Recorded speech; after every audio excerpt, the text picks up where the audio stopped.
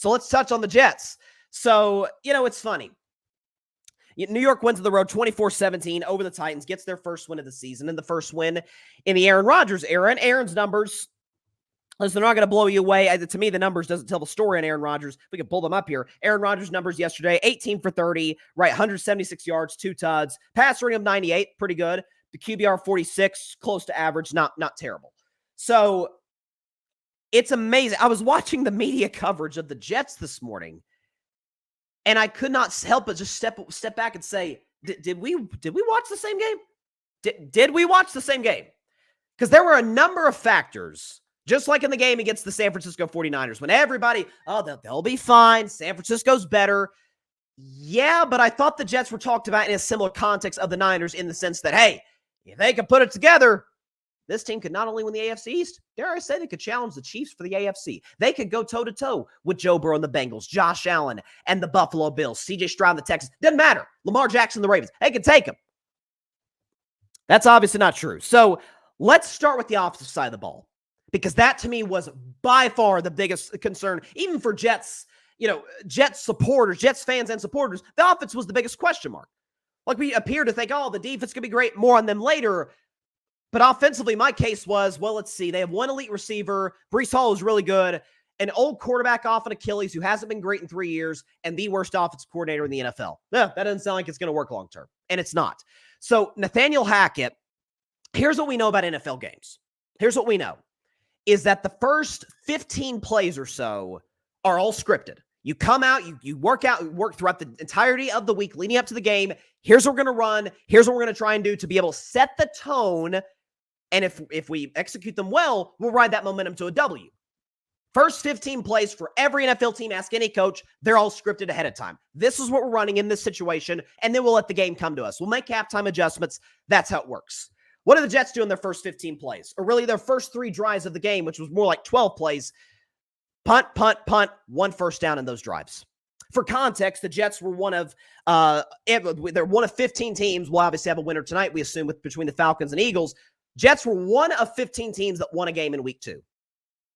They're one of 2 teams that got 1 first down and 0 points on their first 3 drives. The other was the Las Vegas Raiders, who we know obviously turned it on late and shocked the Ravens.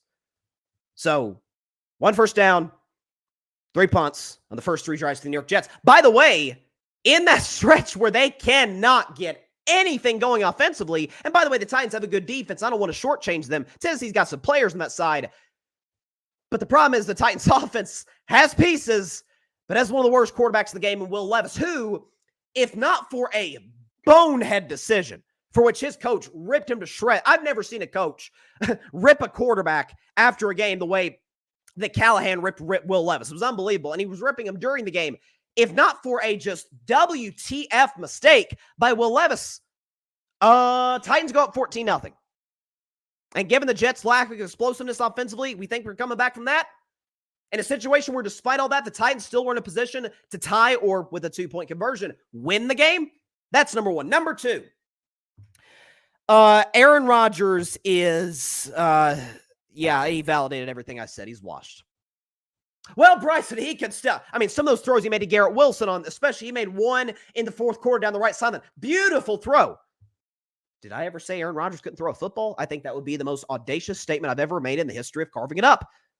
The guy, I have said, ever since the show's existence, the guy is the best or second best thrower of the football that the sport has ever seen. Did you see Tom Brady? Tom Brady's been doing ads for a bunch of different organizations and doing stuff. Tom Brady still throws as beautiful balls he's ever thrown in his life. He's closer to 50 than he is 40. Tom Brady will be able to throw a ball till he's 70 years old.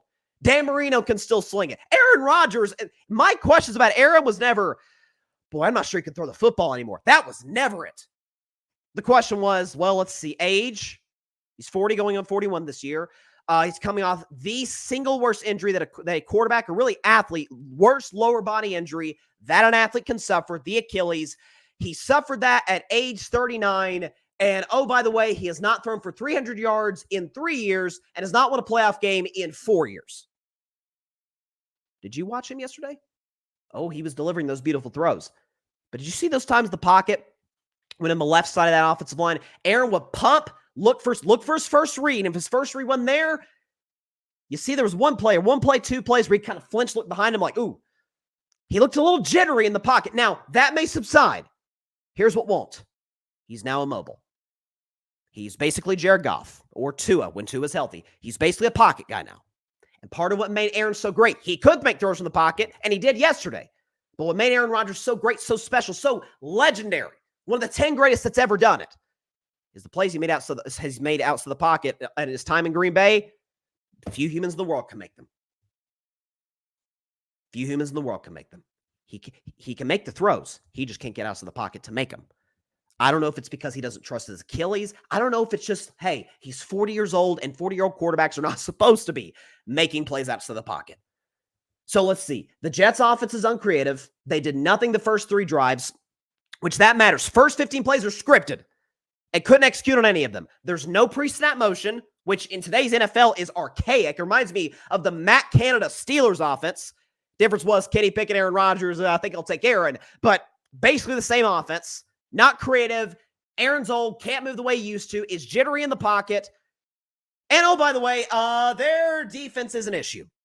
Not the biggest issue. That's still the offense. The Jets' defense was the thing coming into the season.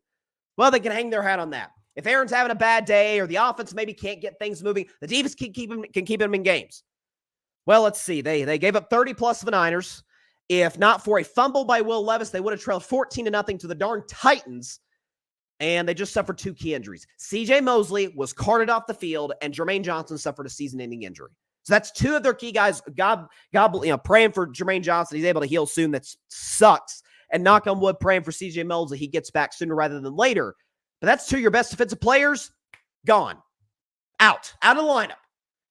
And for the record, now I know it's 2 games, but listen, that's all we have for these teams is a 2-game sample size. The New York Jets are as follows. Do we have the stat here? Okay. 27th in points allowed, 25th in yards allowed, 18th in pass yards allowed, 26th in rush yards allowed, 18th in passing allowed, and 24th in takeaways. So thus far, the defense has been below average. Can they get better? Yeah, they got Sauce Gardner, the Williams brothers. They got some ball players in that squad. C.J. Mosley, we'll see if he comes back sooner rather than later. And Robert Saleh, for as many criticisms as I have of him as a head coach, Duke can run a defense. No question about that. It's not Brandon Staley. Brandon Staley was like a defensive guy. Chargers couldn't stop anybody. Staley's an awful coach. That's not Saleh. I think Saleh is a below-average NFL head coach. He's a great defensive coordinator and defensive play caller. But there were some bad signs that I saw from the Jets yesterday that have a very, very high probability of getting repeated, especially when you consider the fact the Titans have one of the worst quarterbacks in the game in Will Levis, who made 2 devastating errors for Tennessee that other quarterbacks they play simply are not going to make. Okay.